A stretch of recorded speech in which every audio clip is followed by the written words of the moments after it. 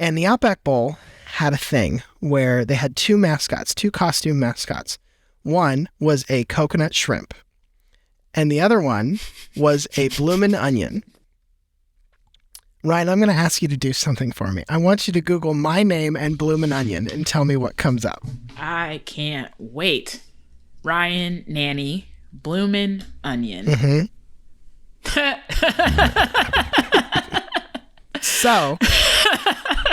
So Ryan is laughing because in 2018, after I harassed the Outback Bowl on Twitter for about 7 months, I was, for one quarter, the bloomin' onion at their bowl game.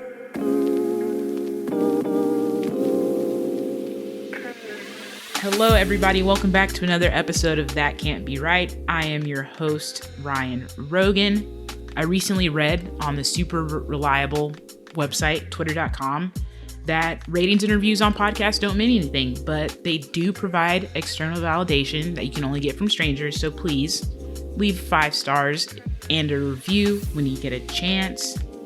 Follow along at TCBR Pod on Twitter, Instagram, and TikTok. And I think that's it for all the boring stuff to start episodes. I'm going to jump right into welcoming my guest, Ryan Nanni, co-host of the Shutdown Fullcast and today's college football expert.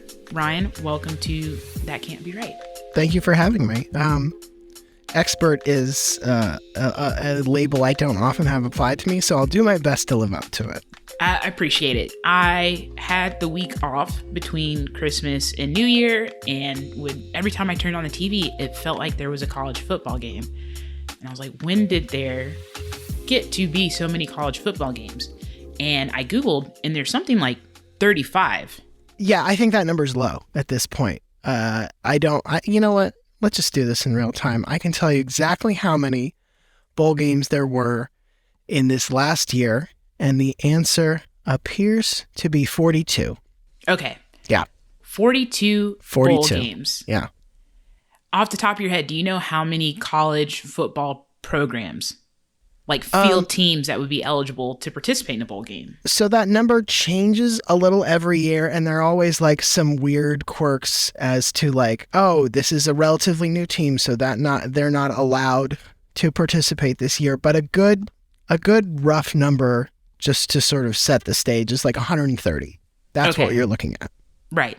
So that means roughly 1/3 of teams every year get to participate in a bowl game. Yes.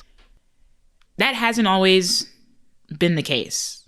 Let's go all the way back to the beginning, and hopefully we leave time to talk about how the University of Pittsburgh, when I was there, seemingly played in like 10 Meineke Car Care Bowls in a row.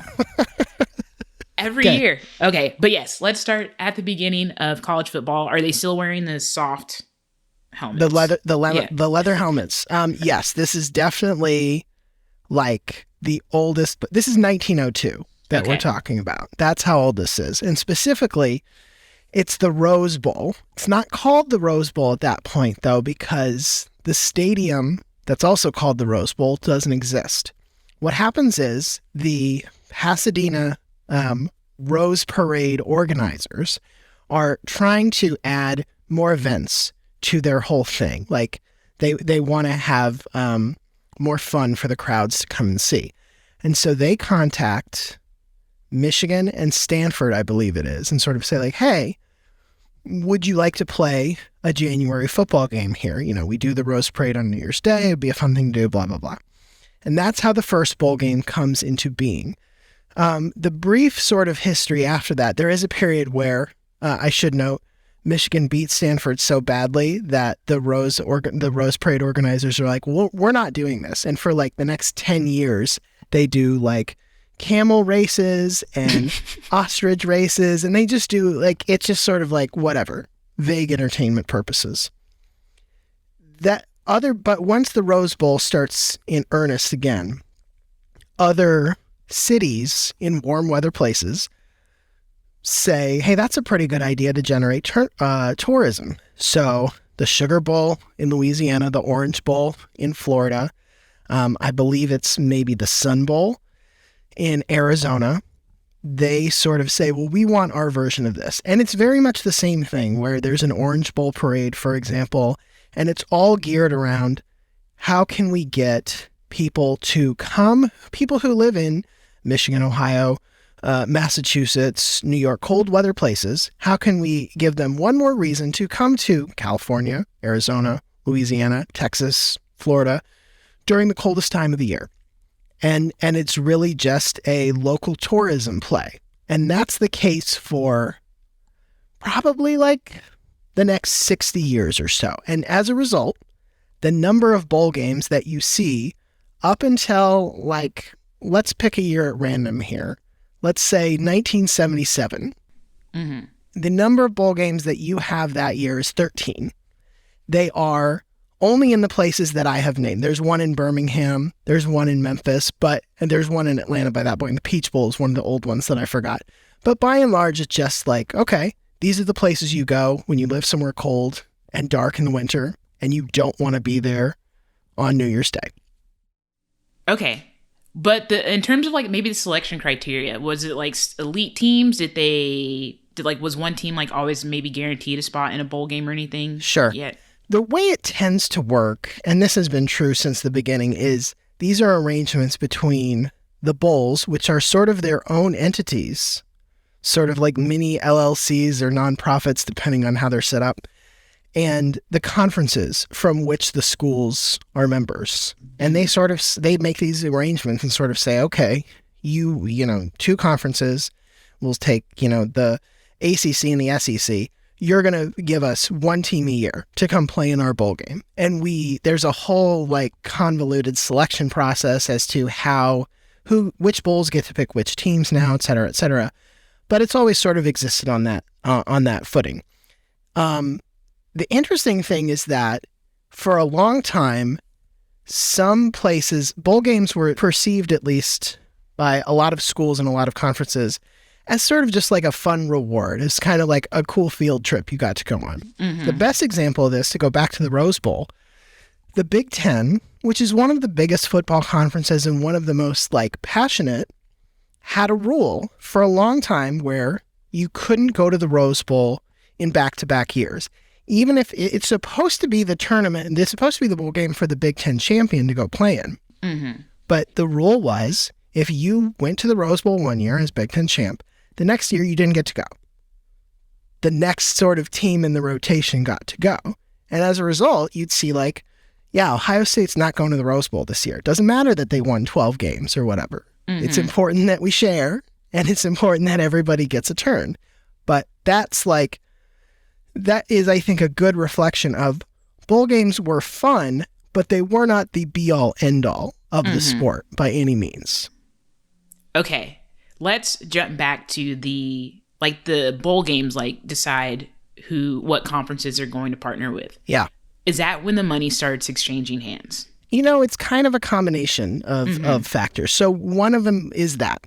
It is that these are contractual arrangements, and there's a payout for the bowl game for the winner and the loser. It's not that dissimilar from how a boxing or a mixed martial arts fight gets set up. You sort of say, like, this is what you're going to make. And the thing that I think amplifies that is television money starts to come to the mix. Up until, let's say, the mid-1980s, I don't remember the exact year, college football is not on TV that much because the NCAA, the sort of governing body of the sport, has control of the television market. Mm-hmm. There's a Supreme Court case where that gets taken away. And the conferences, and in some cases the schools, are allowed to negotiate their own television contracts. As a result, the bowls are too. And the expansion of the bowls then shift instead from, we're talking about them as a tourism and travel opportunity, they then become a big TV opportunity. Mm-hmm. And that really pours a lot more money into them because now you have sort of a three-way arrangement between the bowl and a television company and the conferences that they're a part of. Television money is paying all this money to the bowl game to broadcast it. They're kicking a lot of that money to the conferences so that they can say, all right, well, we want your second best team. We want to sort of secure our place so that we have a high quality product, not just for fans to come and watch, but for our broadcast partner to put on the air and sell a bunch of advertising around. Okay.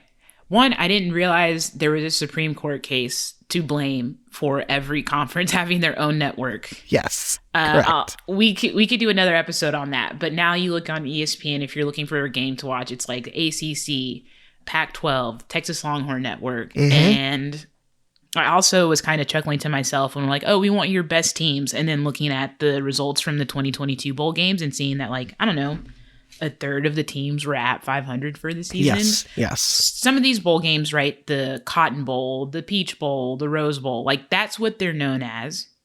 But in recent years, there's been branding changes, and some of them have changed. I mentioned the Meineke Car Care Bowl. Pitt also played in the BBVA Compass Bowl, and I think that bank has been acquired. You've had like a really encyclopedic knowledge of like this like timeline. Do you remember when like those names started coming into the branding of the bowls? So I don't know that I could pinpoint an exact date. And part of the trickiness here is that it sort of goes in two different directions. I'm going to go back to the Rose Bowl because the Rose Bowl is known as the granddaddy of them all, of bowl games, because it's the oldest, because it sort of sets the term. Like, as a quick aside, the reason they're all called bowl games is because the first one, it was originally played in the Rose Bowl once they actually built the stadium. And it's just called the Rose Bowl because it's a bowl-style stadium. Right. If they had built it a different way, like we would be playing arena games or field games. Like it's hilarious that we call them bowl games, even though many of them are not played in a technical bowl. Put that to the side. The Rose Bowl is always going to be the Rose Bowl. What has changed about it is that it is the Rose Bowl presented by Citibank, presented by Lexus, whoever it is. The other bowl games frequently have a more flexible feeling about this. And it kind of varies depending on the history of the game, who's in charge of it, how much like they want that revenue versus they want to protect their branding. But what changes, I think, in, let's say the 90s, is that new bowl games keep getting spun up. When you have a new bowl game, you kind of don't care that much about the branding. And you kind of are like, well, if this is the 5th bowl game we're putting in Florida, I'm running out of agricultural products that I can name it after. Florida, at various points, has had the Orange Bowl, the Tangerine Bowl, the Citrus Bowl. It's sort of like, okay, guys, I don't know how many other, we're kind of running out of produce here. Key lime. Yes. Can we do a kiwi bowl, perhaps, a grapefruit bowl? Strong branding out of Florida. I mean, yeah. So one of the earliest that I remember is the Blockbuster Bowl, as in Blockbuster Video. And if I remember correctly, some of that was because the owner of the Miami Dolphins at the time, Wayne Huizenga, also was at least a majority owner of Blockbuster Video. So a lot of this is sort of, this is how rich people can sort of shoehorn their branding in or get their friends to come to a game, whatever it is.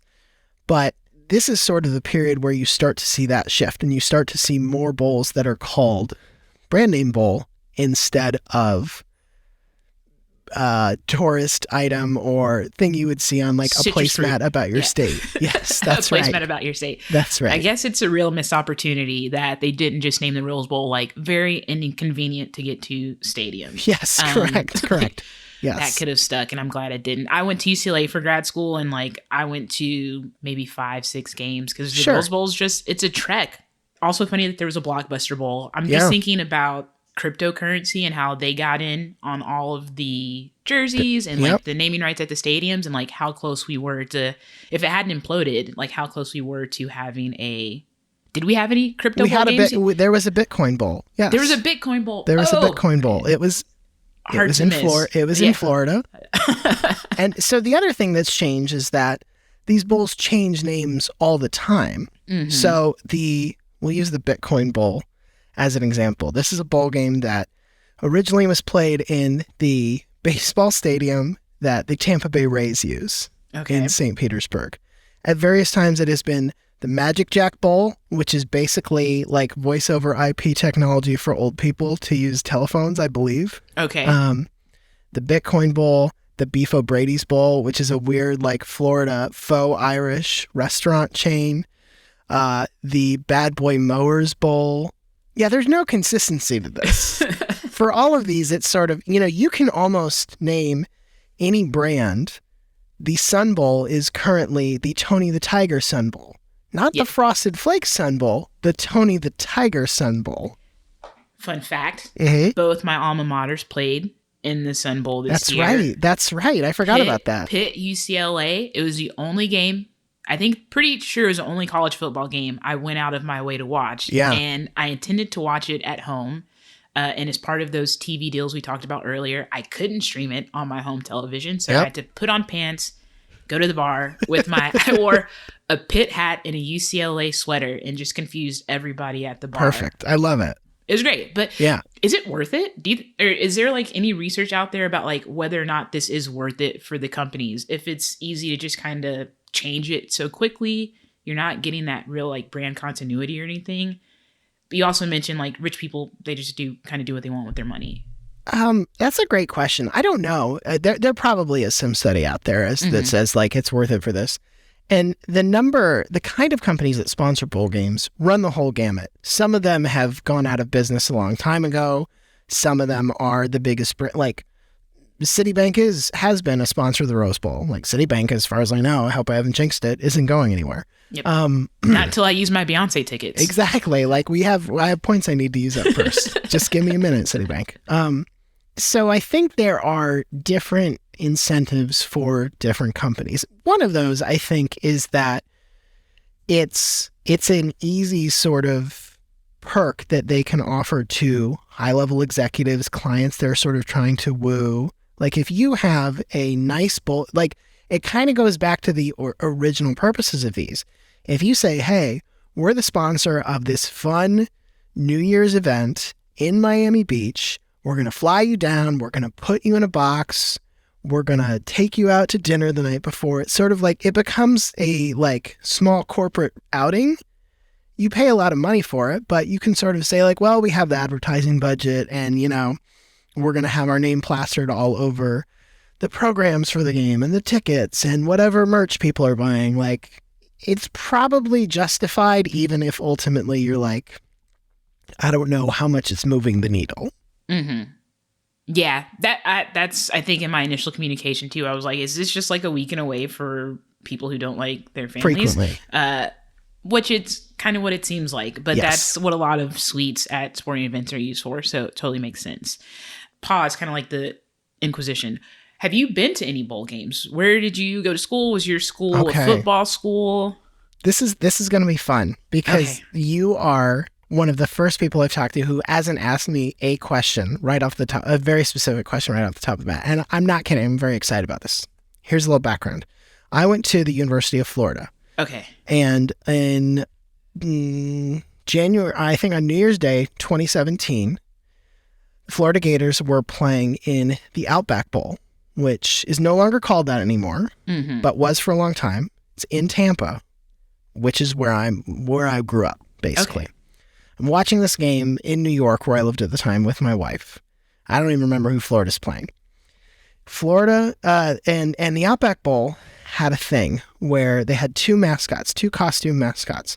One was a coconut shrimp, and the other one was a bloomin' onion. Ryan, I'm going to ask you to do something for me. I want you to Google my name and bloomin' onion and tell me what comes up. I can't wait. Ryan Nanni. Bloomin' onion. Mm-hmm. So Ryan is laughing because in 2018, after I harassed the Outback Bowl on Twitter for about 7 months, I was, for one quarter, the bloomin' onion at their bowl game. Look at you go. What's that? There's a GIF on the Yeah. That's probably me chasing after the South Carolina mascot, if I had to remember. Yes. So yes, I have been to a bowl game. And now listen, I've been to other bowl games where I was not briefly the mascot, but this is one of the most weird and fun experiences I got to do. So I'm delighted that you've asked me if I've been to a bowl game. I have in fact done that. Okay, so like, now we're off. Yeah, sure. We're completely off the list of prepared questions. Yeah. What's the prep What's the prep work like for being a Bloomin' Onion? So I had to go to Outback to set the stage a little more. Outback Steakhouse is based in Tampa because it's the most Florida story possible. When they started this chain, I think in the early 80s, it was purely based on chain restaurants are a thing. Everybody loves Crocodile Dundee. We should start an Australian-themed restaurant. None of them had been to Australia. They had no idea what food people ate there. They just decided, like, if we use an Aussie accent, we can sell people steak and beer. And it seems to have worked. So I go to, but this is all based in Tampa. I go to their office. I have to try the costume on. And I think they walked me through like a little bit of how the day would go. When I go to the Outback Bowl, which is on New Year's Day at like 11 in the morning, they give me a media pass. So I spent the first half just watching the game like a normal media member. In the press box, they bring around little Dixie cups of like a single petal of Bloomin' Onion for you to eat. It's all very, delightful and cute. And then at halftime, I had to go down into like the bowels of the stadium and meet up with the guy who was the Bloomin' Onion for the rest of the game. He did it for the first half and the fourth quarter. I was just the third quarter. And I get changed into my like red sort of spandex under things that I have to wear under it. And he helps me put this costume on, which is kind of heavy and very cumbersome. And it includes like a bicycle helmet with a like foam dipping cup of whatever the sauce they use for this. And then they're just like, okay, here are the rules. You need to obviously don't go on the field, like in the field of play. Pay attention to where you are. Don't like interfere with anything. And just like have fun with it. And that was it. And then I just did that for a quarter. I knew the guy who was calling the game on the ESPN broadcast. So you can also find footage of him calling me out and saying that man is a father, which was true at the time. I think my daughter was had just turned 2 and hated seeing me in this costume. Thought it was terrifying. Oh no. Yeah. Sometimes you do podcasting, you never know what you're going to get. This is taking a turn I fully didn't expect in the best way possible. Thank you. Thank you. What an honor. It was fun. It was a lot of fun. It was weird too, though. Is that something you would consider returning to? I feel at this point like it's a good like one-time thing. I don't want it to become my gimmick or my thing, and it honestly helps that Outback no longer sponsors that bowl, so I can sort of be like, there's no temptation. Hey, right. I've hung it up. People, the most consistent question I get asked, I think mostly as a joke, is like, if they let me keep the costume, and the answer is no. And also, I would have nowhere to store it. It's cumbersome and huge. Yeah, but like VIP treatment at Outbacks. You would think so? No. I went after this game. I went with some friends to an out. I had some old friends in New York who were like, "Let's go to an Outback and let's like show this to our server." You could not have found somebody less impressed. The server was just like, "Cool. Are you ready to order? Or do you want one today?" Like, right. Like I don't really care about this. To the menu. Yes. Yeah. That's great. I'm sorry. I didn't mean to throw you such a curveball here, but I couldn't resist. I love it. Did you get like one of the little care packages? Not the care packages, swag packs that athletes get? Okay, so no, but that's fine. So let's talk about this. And this is something that might change because the rules around athletes getting paid and getting paid by third parties are in the process of changing drastically. But we're not going to, that's like, again, you could do 3 episodes on that. For years, the rule has been, and I think technically the rule still is this, that the bowls can give the players participating in their game these sort of like fun packages. And fun sort of varies wildly depending on what the bowl game is, who the sponsor is. So sometimes it's like, okay, cool, you got AirPods, or you got like a $200 gift certificate to Best Buy or something like that, or you got a nice watch. Sometimes it is decidedly less than that. Sometimes it kind of stinks. But it's always got this strict, maybe it's $500. I don't remember what the exact limit is, but it's always sort of said, you can spend this much, you can get this much, and no more. I think the idea is that the NCAA is fine if you sort of want to give everybody a fun present, a party favor of sorts. Mm-hmm. What they don't want is the situation where schools are deciding which bowl game to go to based on, oh, this bowl game will pay my dudes $10,000 a piece, and you're going to give me a watch. So I think I know which bowl game we'd rather go to. Yeah. Yeah. Tricky. Mm-hmm. And that does lead me to my next question. But before we get there, like, now I'm just thinking about the gifts for like all of the Florida citrus games. Yeah. It's like, here's a crate of our best oranges. And it's like, my buddy's at the Peach Bowl and he got, I don't know, some Chick-fil-A sandwiches. Anyway. Right. That I will be interested to see how that plays out. And my other question was about like name and likeness deals. Like, I don't understand rich people. I hope to never understand rich people. I do hope to be rich. Yeah. I almost feel like your money would be better spent like on name and likeness deals, but I guess that's like just a lot of different transactions they have to do. So I think that is part of it. I think now, I don't know if they're still doing it, but at least they were doing it in addition to sponsoring the Outback Bowl. Outback was doing deals with some players. Mm-hmm. And, you know, the tricky part is that it's really hard to predict at the start of a season, like, let alone these are the teams that are going to play for the national championship, but to predict, oh, this is the team that's going to play in the Outback Bowl, which is sort of like, I don't know, a B+ game. Like, you have no idea. So you sort of just pick, like, these are players that maybe fit what we want to do, or maybe they have some weird social media connection to us. Like, if you found an offensive lineman who was like, I go eat the brown bread at Outback Bowl, at Outback Steakhouse every week and put that on TikTok. Like, okay, cool. Go do a deal with him. That's fine. So I think brands are starting to get into that and explore that. But much like the bowl game sponsorship as well, there is a big question on like, what is the return on investment here? I don't think anybody knows yet. It's still such a new and untested market, but no, that is something that is evolving as well next to the sponsorship thing, I would say. Yeah. And the only example I know is the Popeyes kid. Yes, right. The Popeyes is another great example. Popeyes used to sponsor a bowl in the Bahamas. That's what it was. It was the Popeyes Bahamas Bowl. And they got I forget, then it was briefly sponsored by like a city in Illinois. And I know that sounds insane, but that's exactly what it was. A city in Illinois was sponsoring the Bahamas Bowl. I'm going to look it up too. I don't remember who's currently sponsoring it at this point.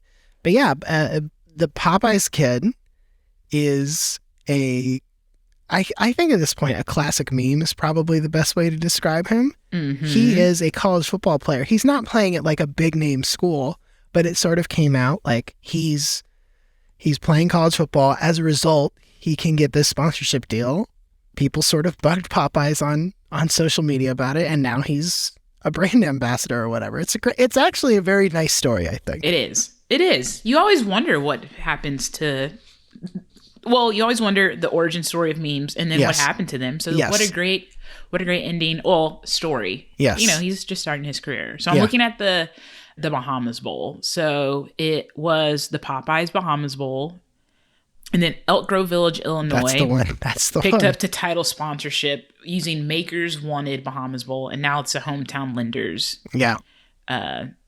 Mortgage companies love to sponsor bowl games for whatever reason. I don't know. Yeah, bowl games and stadiums. I don't know. That's what my mortgage is going to. I think that's like another interesting thing about sponsorship. You have these like huge companies spending a ton of money, and then like when they do layoffs or like, oh, we can't do raises or anything, it's like, but you gave this like offensive lineman a pretty nice deal. Right. And then, like, what if you didn't sponsor this stadium for this bad team that nobody cares about? Yeah. Like, I'm in Houston, the Toyota Center, you're not getting any money. Nope.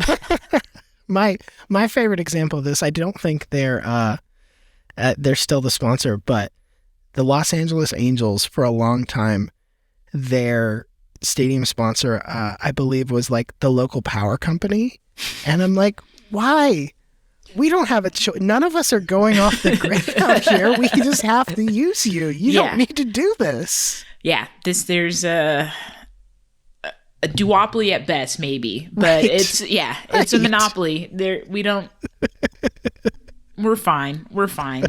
Let's talk about one more thing, and then we can kind of talk about some weird names. Do bowl games matter? Like to teams? Like, are they helpful for recruiting? Yeah. Oh, we won the Makers Village Bahamas bowl game. God, there are like five. There are a bunch of different answers to this. I'm going to try to go through them as quickly as possible. Writ large, bowl games, I don't think matter for recruiting. I think in many ways coaches like complain about them because they run up in the same calendar window where you are trying to finish your recruiting class and you don't have time to sort of like host recruits on campus or go visit them or whatever because you are getting ready to go to the Bahamas and play in the Bahamas Bowl. I don't think recruits, with some exceptions, I think like maybe if you are a promising 14-year-old football player and you see Texas play an awesome Rose Bowl or something like that, maybe that sort of like helps them out. But I think by and large, not helpful from that perspective. Financially, can be helpful. Kind of depends. Like some of these bowls are expensive to travel to. The football teams are large, not just in physical stature, but if you think about the number of players involved, the number of support staff involved, frequently these are things that can overlap with exams. So you're having to bring academic staff so players can take exams on the road and things like that. And so it kind of depends, but I think certainly in a lot of cases it can be a financial benefit. Do they matter in terms of like just the games themselves? Let's put aside the college football playoff and the national championship. Those matter for obvious reasons. The rest of them, it kind of depends. Like I think the old guard bowls, the Rose Bowl, the Orange Bowl, the Sugar Bowl, the Fiesta Bowl, like when they are not part of the playoff, I think they matter. And I think teams take pride in them. And then it's sort of a matter of like, well, who are you and why are you here? New Mexico State, for example, made a bowl game this year, the first time they'd done that in quite some time. And the fact that it wasn't like a big name bowl, I don't think that matters. I think it was just like, this is an accomplishment for our teams. And maybe a good example is like, does making the NCAA tournament matter in basketball? If you don't do it all the time, yeah, it's probably great. If it feels like this is the culmination of something we've really worked hard for. To go back to Florida, Florida played in the Birmingham Bowl a few years ago, which is not a particularly high-level bowl, and it's one of those where you're sort of like, this is a 500 team that's going to it. I don't know that it mattered to them. You know, you hear a lot of like, oh, it's extra practice, and it's like a good way to send your seniors out or your players who are going to the NFL one last time, but I don't think it matters. And increasingly what we've seen, and this is my last point, if you are a talented college football player who is eligible to go to the NFL, and it's not the national championship or the semifinals, bowl games super don't matter. Like you see a lot of players who opt out at that point because they say, I want to go prepare for my NFL career. And the risk of, and this is not a hypothetical risk, we've seen it happen to really talented players before, the risk of suffering a bad injury 4 months before you're going to get drafted, it's just not worth it. And you can love your team and you can love your teammates and you can really want to win a nationally televised bowl game. But like, if you had the chance to go make first round NFL money, I totally get why certain players just say like, no, I can't do that. I have too much riding on this. And how do you think that's perceived? Like, it makes sense. I support it. But how do you think that's perceived, like, broadly? Yeah. Like, maybe by... Lots of fans hate it. Lots of fans hate it because, for better or worse, like, there is still, because college football is still technically an amateur sport where the players are not compensated directly by the programs they're playing for in cash. They get scholarships, they get other benefits, whatever. I think there is still a lot of college football fandom that sort of feels like you should be doing this for your school. You should be doing this for your team. But I also think enough people understand sort of that the way this works, it's not a hard decision to comprehend. I also think, like, because we only tend to see that at the games that aren't with a championship on the line, there's a little more wiggle room there. Maybe one day we'll see some star wide receiver or something say, like, I know we're playing for a national title, but, like, I just can't risk it. I don't think we will, mostly because I think they also understand that the benefit for them from a draft perspective of playing well in the best game of the year is probably worth the risk of injury. There's at least more of an economic case to be made there. But it definitely, like, is not it's not universally popular or unpopular, I wouldn't say. Yeah, agreed. Last, less fun question. Hopefully the last few questions will be more fun. Why do you think college football is so much more popular than the NFL? Or, like, the stadiums are bigger and people are so passionate about their teams? I think it's an easier thing to have an attachment to because it's attached to college itself. Like, and it is extremely accessible when you're a college student, with the exception of getting to the Rose Bowl, which I agree is a huge pain. But if you are an undergrad at any number of prominent or less prominent football schools, it's not hard to get a ticket. It's not hard to get season tickets. A lot of schools, they're free or they're not particularly expensive. And so it's something that you can participate in, whereas, like, actually going to an NFL game, even to for a bad team, is super expensive. And also, like, how many people are like, oh, I was a member of the Detroit Lions in some capacity, even if it was just, in the front office. There are a lot of people who college is this formative identity forming experience, and athletics is one way that they can sort of, like, keep that connection, keep sort of maintained with it.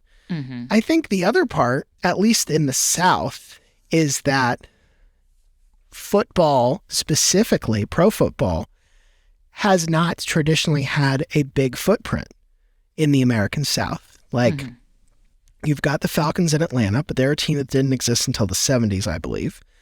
Carolina Panthers didn't come along until the 90s. Tennessee Titans didn't move to town until that was the late 90s as well. The Dolphins have a long history in Miami, but Miami's sort of like its own thing. But you look and you sort of, and the Saints, like, are there, but were bad for long stretches. But you can say, like, Kentucky doesn't have a pro football team. Alabama doesn't have a pro football team. Mississippi doesn't have a pro football team. Arkansas doesn't have it. You can do this in ways that are less true for other parts of the country. And so I think it truly does fill a gap where certain parts of the country don't have the same NFL attachment because it just wasn't as present. It just wasn't as easy for them. I think that largely explains it. There are, like, probably other you can always find people who will sort of say they like college football because the players aren't paid. And they feel like they are doing it because they love the sport. I am sure those people exist. I don't really understand that perspective, and I don't understand why that would make them not enjoy the NFL, the NBA, any number of high-level sports where the athletes are compensated. I don't think that's a serious point of view, but it is one that's out there for sure. Yeah. Thank you. I am someone who, again, in Houston, Oilers left when I was young. Texans came and have been mostly disappointing. Yeah. So I don't really pay attention to pro football, but Pitt wasn't great when I was there either. Like I mentioned, a lot of BBVA Comfits. I think those were the Birmingham Bulls too. Yes, that's correct. Yeah. Let's get to the more fun questions. Okay. And now that I know your history as a blooming onion, this could change things, but... And you've also mentioned, like, random bowls that I'm like, man, I wish I had gone to is it Beef O'Brady? Yeah, that's correct. Okay, let's just start there. What bowl games or what bowl game sponsors do you miss? Do you wish, like, let's bring this brand or bowl game back because it was absurd? We used to have a lot of pizza bowls. There was the Motor City Bowl that you're mentioning used to be sponsored by Little Caesars at one point. Papa John, I have to be specific. Another sponsor of the Birmingham Bowl at one point was PapaJohns.com. Not Papa John's, PapaJohns.com. These are always fun because they always led to, like, weird scenarios where the bowl would run out of pizza, or they weren't serving the kind of pizza that they said they had. And I thought those were always delightful. Broadly speaking, I guess I am in favor of bowl games that are about a thing you can get. Mm-hmm. Like, there are all these mortgage company bowls, for example. It's just sort of like, obviously you can get a mortgage, but like, it's not a tangible object in the same way that like the Cheez-It Bowl, which is a bowl that is real still, is a thing. The Poulon Weed Eater Bowl, it's like, okay, that's a thing I can understand as well. So I tend to favor tangible object bowl over like concept bowl or financial services company bowl. 100%. Also, mortgages, like, yes, they allow you to get a house. That's great. Mortgages are not fun, and mortgage companies are not good. I wish they would stop sponsoring and invest more in the closing process. Whoever's looking at my closing documents, hire more of them, please. Or just be rich in the shadow. Like, it's fine. You don't have to be showy about it. We get it. You've won. Yes, you've won. Any brands that don't currently sponsor a bowl that you would like to see, or you think like it would be a good fit, they could have a good mascot. There's like a perfect city or like thing they could give away. That's a really good question. I would like to see, you know what? I would like to see, Las Vegas has had a bowl game for a while now. They might have two. I don't remember how many we're up to now. I would like to see the MGM Bowl, storied Las Vegas casino, mostly because like you think of MGM and you think of the Lions. College football is also a space where live mascots have been welcomed in various capacities for a long time. LSU has a live tiger. They don't really bring him to games in the cage as much as they used to. A lot of dogs. South Carolina has a rooster called Sir Big Spur. But I think there is room to sort of say like, okay, if you're going to have a bowl in Las Vegas and you can sponsor with MGM and you're sort of used to the pageantry of like animals and magic shows and things like that, like why not give us lions in a bowl game in some way, shape, or form? Okay, there we go. Love it. Giving everybody my whole story, went to visit LSU like on a college tour, and even by like the enclosure where the tiger is, and they were telling us like how much he ate, and I was like, that compared to tuition, that's where that money's going. Yes. I mean, cool. Yep. I don't even know if this is possible. If there were to be a contraction of bowl games, if someone was to say, you know what, there's too many, which bowl games are you cutting? Any of the, I'll qualify this not by name, but by type. Any of the early December, low tier, like power conference games where you do see here, and unfortunately these are a lot of the bowl games Pitt used to play in, and Florida's played in plenty of them as well, but like 6-6 or 7-5 team coming in to play on December 18th in a not particularly scenic place against another team of that sort, where sort of like, why are we even here? I think has lost a lot of its appeal. I understand why it fills TV inventory at a time of year where it's great when you can say like, look what we have for you on a Wednesday night when we don't have anything else. But I don't think it moves the needle that much. I would keep the bowl games for what's called the group of five, which is the conferences that are kind of a tier below, but still playing for bowl eligibility, mostly because those are smaller schools with less revenue. I think there's more of an appeal for them. And broadly speaking, I think the main thing I would change about sort of the early or less prestigious bowls is I would really open them up I would really change how they do their selection. I think it doesn't make sense that it's sort of like they have the same tie-ins that the big impressive bowls do. I think these should be things that are more designed to create interesting matchups that we don't get to see, or do the David and Goliath thing where it's like, all right, here's a 6-6 team from the SEC, and here's a 9-win team from the Mountain West. And those things don't, like, we think we know how this might go, but then you at least have, I think, more interesting incentives, better storylines. Like, that's how I would sort of mess with it. Yeah, I agree. I think because sports, like a big part of sports is always a story and the story behind it. And that's why we're talking in the week that LeBron took over for the number one all-time scoring leader in the NBA. And all of the people were like 38 minutes, 38 weeks, 38 seconds, 38, like every 38 people were really excited about. So stories are important. Stories are important. Okay.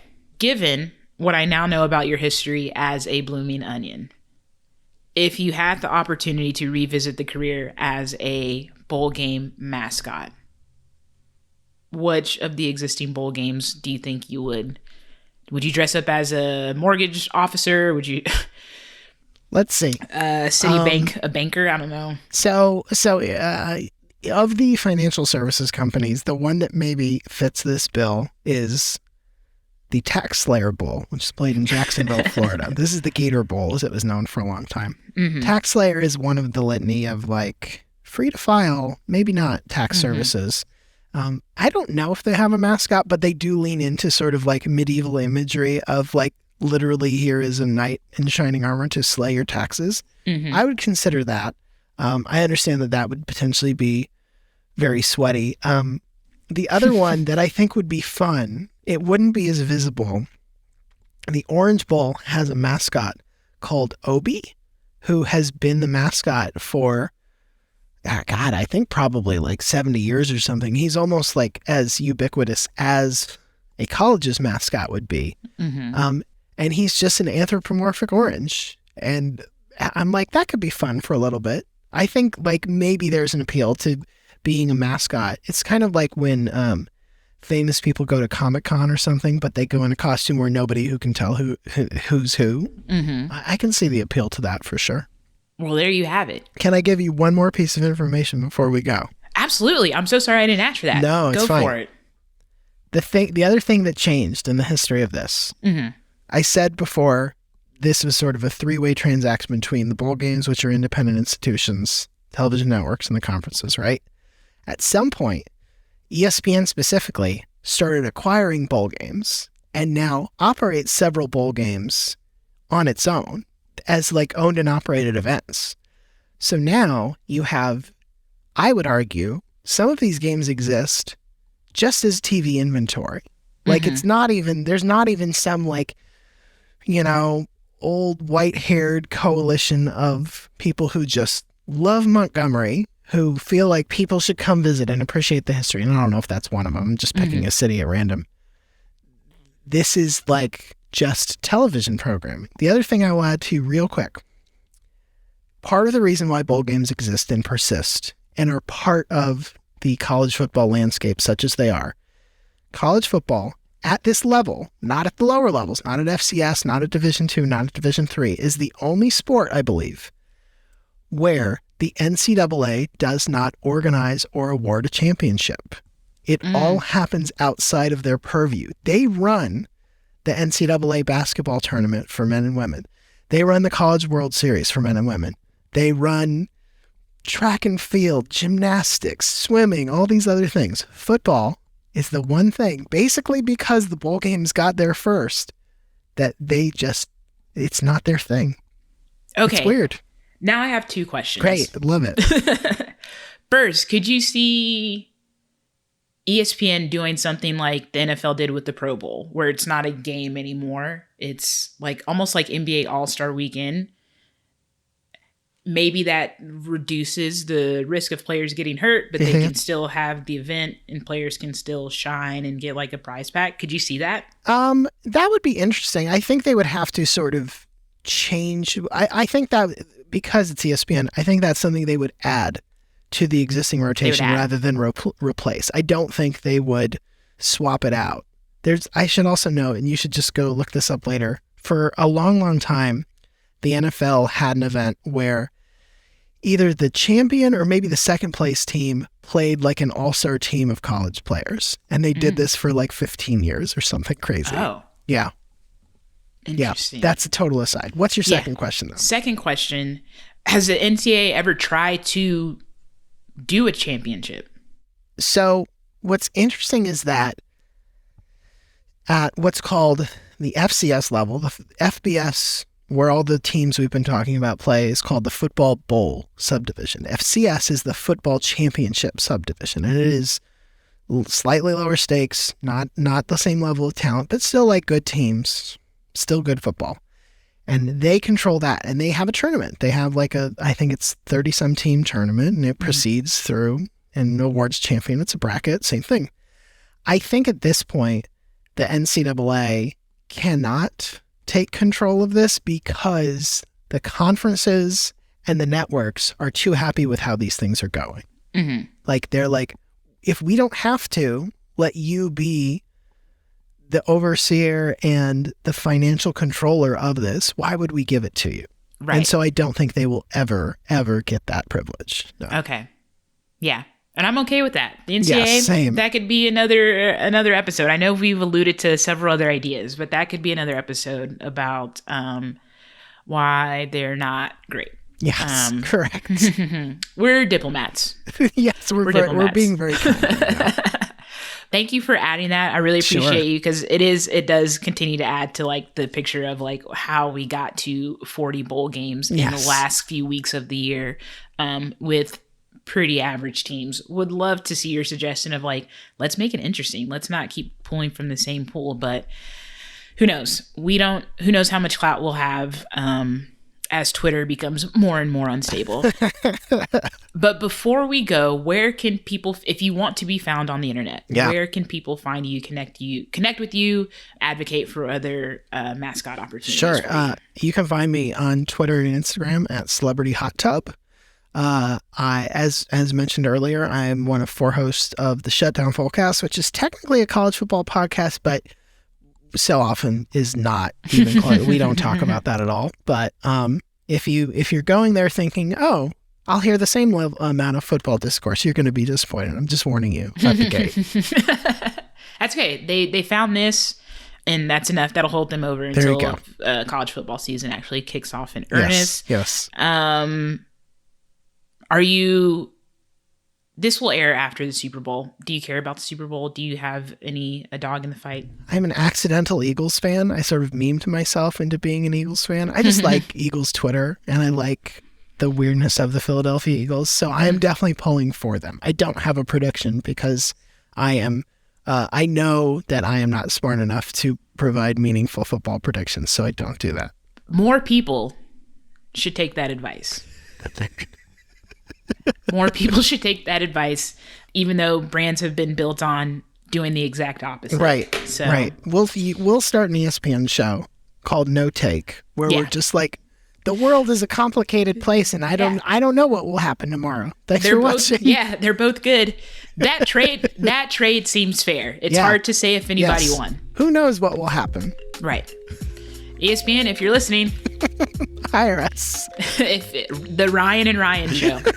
It's perfect. It's perfect and not confusing at all. And people mispronounce my first name. People mispronounce Ryan's last name. We're good to go. Yeah, that's the branding. That's the pitch. All right, folks. Thanks for listening to That Can't Be Right. Again, follow along. Celebrity Hot Tub for Ryan and TCBR Pod for Ryan.